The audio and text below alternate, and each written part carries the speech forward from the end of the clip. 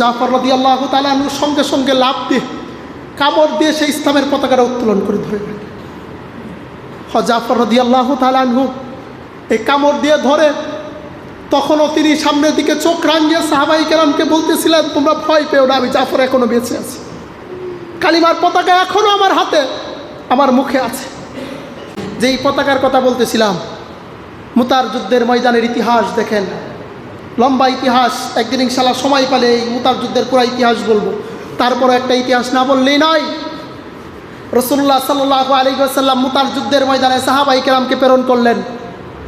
সাহাবায়ে কেরামের সংখ্যা ছিল মাত্র 3000। বলেন কয় হাজার? 3000। তার বিপরীতে কাফেরের সংখ্যা ছিল 2 লক্ষ। 3000 আর এক পাশে বিপরীত কয় লক্ষ? 2 লক্ষ। আপনি হিসাব করতে পারেন 3000 আর 2 লক্ষ, ও হিসাব করা যায় কিছু। 1,97,000 মানুষ বেশি তাদের। রাসূলুল্লাহ সাল্লাল্লাহু আলাইহি ওয়াসাল্লাম যুদ্ধে প্রেরণের আগে 3 জন সাহাবীকে ডাকলেন। সাহাবীকে ডেকে রাসূলুল্লাহ সাল্লাল্লাহু আলাইহি ওয়াসাল্লাম বলেন, এই 3 জনকে আমি সেনাপতি হিসাবে যুদ্ধের ময়দানে তোমাদেরকে দিলাম।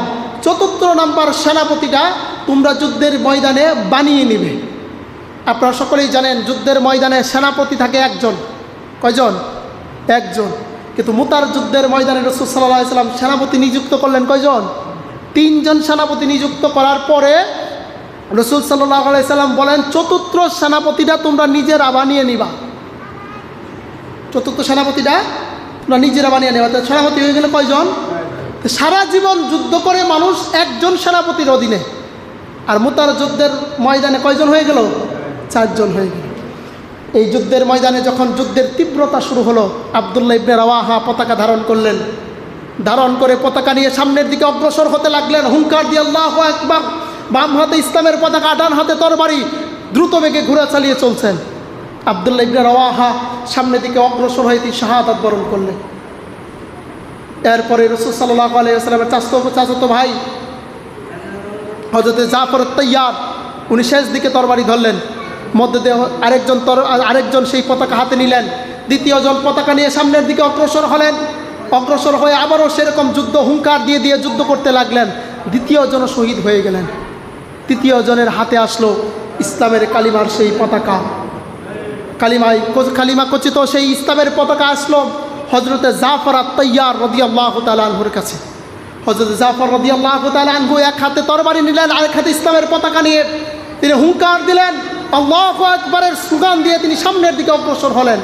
অগ্রসর হয়ে বললেন, সাহাবীরা তোমরা ভয় পেও না, আল্লাহর দ্বীনের জন্য আমরা যুদ্ধ করতে এসেছি, হয়তো শাহাদাত বরণ করব, নয়তো বিজয় নিয়ে সেই জায়গা থেকে ফিরে যাব। এই কথা হুঙ্কার দিয়ে হযরতে জাফর রাদিয়াল্লাহু তাআলা আনহু যখন সামনের দিকে অগ্রসর হলেন, এক কাফের এসে হযরতে জাফর রাদিয়াল্লাহু তাআলা আনহুর ডান হাতের মধ্যে আঘাত করলো। বলেন নাউজুবিল্লাহ। হযরত জাফর রাদিয়াল্লাহু তাআলা আনহুর ডান হাতটা কেটে গেল। তিনি তরবারি হাত থেকে পড়ে গেল। তিনি বাম হাতে পতাকা উঁচিয়ে বললেন, হে সাহাবীরা ভয়ের কিছু নাই, আমি জাফর এখনো বেঁচে আছি, আল্লাহর দ্বীনের জন্য আমি লড়ে যাব, পতাকা এখনো আমার হাতে আছে, তোমরা যুদ্ধ চালিয়ে যাও। সাহাবায়ে কেরাম যুদ্ধ চালিয়ে যেতে লাগলেন। দ্বিতীয় জন আরেক কাফের এসে হযরত জাফর রাদিয়াল্লাহু তাআলা আনহুর হাতের দ্বিতীয় কবজিতে আঘাত করলেন। আঘাত করার পরে হযরত জাফর রাদিয়াল্লাহু তাআলা আনহুর সেই বাম হাতটাও কেটে গেল। জাফর রাদিয়াল্লাহু তাআলা আনহুর সেই পতাকাটা হাতে নিয়ে তিনি হাতে এইভাবে ধরে তিনি পতাকা নিয়ে আবারও হুঙ্কার দিলেন, বলেন তোমরা ভয় পেও না, এখনও আমি জাফরের হাতে আমার জাফরের হাতে সেই পতাকা আছে, তোমরা ভয় পাওয়ার কারণ নাই, তোমরা যুদ্ধ চালিয়ে যাও। এমন অবস্থায় আরেকজন কাফের এসে হযরত জাফর রাদিয়াল্লাহু তাআলা আনহুর ডান হাতের এই বাহুতে আঘাত করলেন। জাফর রাদিয়াল্লাহু তাআলা আনহুর সেই ডান হাত কেটে পড়ে গেল। জাফর রাদিয়াল্লাহু তাআলা আনহু বাম হাতের সেই বাকি অংশ দিয়ে কালিমার পতাকাটা উত্তোলন করে রাখলেন। উনি তরবারি সারতে পতাকা সারেন নাই। যুদ্ধের ময়দানে তুমুল বেগে যুদ্ধ চলছে। 1 লক্ষ এক পাশে 2 লক্ষ, আর এক পাশে মাত্র 3000। সাহাবায়ে কেরাম খেয়েও হেলে ফেলেন নাই, সাহাবায়ে কেরাম পিছু হটেন নাই। জাফর রাদিয়াল্লাহু তাআলা আনহু সেই পতাকা এইভাবে হাতে ধরে সামনের দিকে ঘোড়া চালিয়ে সামনের দিকে অগ্রসর হইতে লাগে। হাদিস শরীফে এসছে ডান বাহুর যেই হাতটা ছিল, যখন তার এই হাতের ভিতরে আঘাত করে এই হাতটা পুরা কেটে যায় নাই, হাতটা অল্প একটু ঝুলেছিল, এই পর্যন্ত আগেই কেটেছে। দ্বিতীয় নম্বর এই জায়গায় যখন আঘাত করে তখন হাতটা পুরাটা পড়ে নাই, এই পর্যন্ত ঝুলেছিল, জাফর রাদিয়াল্লাহু তাআলা আনহু পায়ে ধরে চাপ দিয়ে সেই বাকি হাতটা টান দিয়ে ছিঁড়ে ফেলেছিল। আপনার নিজের হাত। উনি মনে মনে ভাবতেছিলেন, এই হাত যদি আমি নিয়ে যদি দেখি সাহাবাই কেরাম ভয় পেতে পারে, এই হাতের কারণে আমি সামনের দিকে অগ্রসর হইতে পারি, আমাকে ভেজাল করবে, ঝামেলা করবে। নিজের হাত ঝুলে থাকার কারণে নিজের পায়ে চাপ দিয়ে টান দিয়ে ছিঁড়ে ফেলেছে। কিন্তু হাত চলে গেছে, এক হাত দুই টুকরা হয়ে হাত চলে গেছে, বাম হাতের অর্ধেকটা চলে গেছে, কিন্তু কালিমার পতাকা ছাড়ে নাই।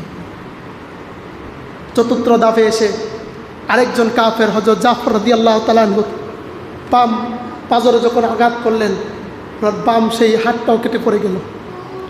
জাফর রাদিয়াল্লাহু তাআলা আনহু সঙ্গে সঙ্গে লাফ দিয়ে কামড় দিয়ে সেই ইসলামের পতাকাটা উত্তোলন করে ধরে রাখে। জাফর রাদিয়াল্লাহু তাআলা আনহু এই কামড় দিয়ে ধরে, তখনও তিনি সামনের দিকে চোখ রাঙিয়ে সাহাবাই কেরামকে বলতেছিলেন, তোমরা ভয় পেও না, আমি জাফর এখনো বেঁচে আছি, কালিমার পতাকা এখনো আমার হাতে, আমার মুখে আছে। আল্লাহ লীলা বোঝা যায় না। কিছুক্ষণ পরে জাফর রাদিয়াল্লাহু তাআলা আনহুর মস্তক মুবারকে এসে কাফের আঘাত করল। জাফর রাদিয়াল্লাহু তাআলা আনহুর মস্তক মুবারক আলাদা হয়ে গেল।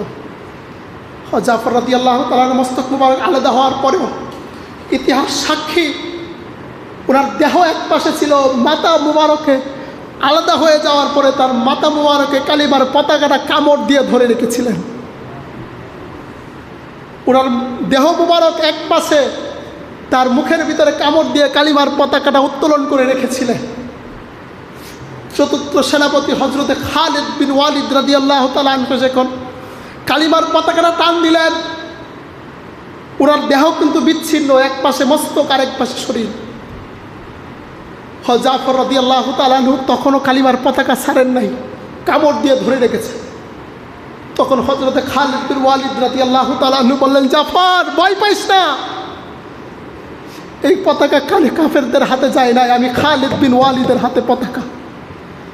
উনি মারা যাওয়ার পরেও কালিমার পতাকাটা কামড় দিয়ে ধরে রেখেছিলেন। তিনি যখন খালিদ রাদিয়াল্লাহু তাআলা আনহু টান দিয়েছেন, তিনার মুখ থেকে কালিমার পতাকা সরে নাই, মস্তক মুবারক আলাদা। যখন বললেন, আমি খালিদ বিন ওয়ালিদ, জাফর তুমি পতাকা ছেড়ে দাও, ওনার মৃত্যুর পরে উনি সেই কালিমার পতাকাটা হযরত খালিদ বিন ওয়ালিদ রাদিয়াল্লাহু তাআলা আনহুর নাম শোনার পরে ছেড়েছিলেন। বলেন সুবহানাল্লাহ।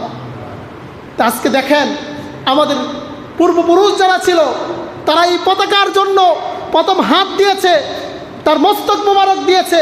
মস্তক মুবারক দেওয়ার পরেও সেই কামড় মুবারক ছাড়ে নাই, পতাকাটা ইন্তেকালের পরেও তিনি উঁচু করে রেখেছিলেন। আর মুসলিম উম্মাহ সেই কালিমার পতাকা ছেড়ে দিয়ে আজকে ইহুদি খ্রিস্টানদের পতাকা নিয়ে মুসলিম উম্মাহ দৌড়ায়।